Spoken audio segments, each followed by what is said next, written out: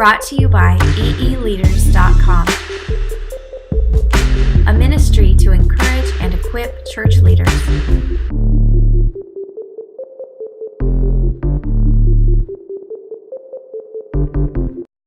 Hey guys, my name's Casey and I'm with the Avenue Church, and Daniel asked me to share with you guys just one piece of advice. So I'd love to share with you something the Lord's been working on my heart, and it comes from Joshua 4 verse 22, and this is just kind of fresh on my mind, so I'm excited to be sharing it with you guys. And it says this: on that day the Lord exalted Joshua. It's actually 4:14. On that day the Lord exalted Joshua. As leaders, just thinking about this, it's the Lord who actually does the exalting of us when it comes to significant shaping ministry. So like they're about to cross over from this old land to the new land, huge significant moment in redemption history. And you might imagine that Joshua might think he needs to prop himself up, he might need to do something to increase his platform, all that stuff. No. Like the scriptures are clear, like God is going to raise him up. God will do the exalting.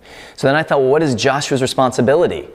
Obviously, well, I don't know about obvious, but it seems like maybe he dealt with a little bit of fear because, in chapter 1, it talks about like be strong and courageous. So there's these reminders like, dude, I got you. So okay, Joshua's working out his courage with the Lord, his trust in the Lord.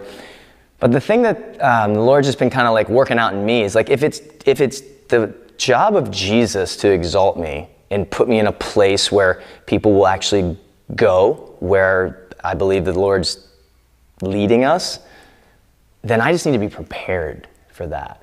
And so my advice to you is what I would call 360 preparation.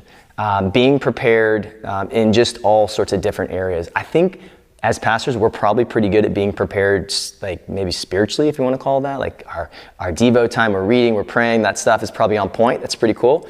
I just want to encourage you guys to be prepared like holistically, because that's one area of preparation that's huge. I wouldn't say that there's anything more important than you getting alone with God and being in that fellowship, but you should also be prepared in a few other areas. Like think about what you're eating. I mean, I know that might sound so surfacey and things like that, but if you want to be the best version of you, and you want to be fully present with Jesus and with others, and you're coming down off like sugar crashes because you slammed your big cheeseburger followed by a Snickers bar at 2 p.m. I don't know how that's possible. Sleep, man, like pursue consistent sleep for the same reason, so that you can be aware and awake and you're not having to like fight like fatigue in the midst of trying to hear what the Spirit might be saying for you. Even pursue mindfulness, pursue being present, pursue just thinking about man, how can I be fully mindful and present in this moment? Because that's going to be the best version of yourself, whether you're teaching, counseling, hanging out with another brother, sister. Exercise, man. Remember, we're going to war.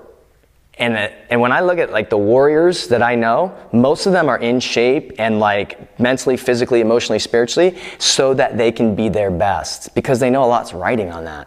I just want to encourage you, man, 360 preparation, not a rebuke, just an invitation to maybe make a move or two in one of those directions, so that as God exalts you, you're fully prepared for that. Love you guys.